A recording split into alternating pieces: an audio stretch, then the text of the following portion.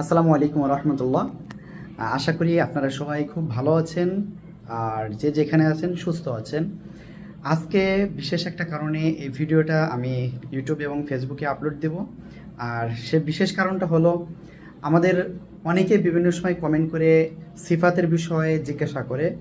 তা আলহামদুলিল্লাহ, তাদের উদ্দেশ্যে এবং সকলের উদ্দেশ্যে একটা সুসংবাদ, সেটা হলো আমি ইনশাআল্লাহ আগামীকাল থেকে নিয়মিতভাবে ইনশাআল্লাহ এক একটা অক্ষরের এক একটা সিফাত, বা এক কথায় আমি যদি বলি, একটা অক্ষরের ভিতরে যে কয়টি সিফাত থাকে সেই কয়টি সিফাত ইনশাআল্লাহ প্রত্যেকটা অক্ষরে কীভাবে উচ্চারণ করতে হবে আমি ইনশাআল্লাহ সেটা ভিডিও আকারে দিয়ে দেবো ইনশাআল্লাহ।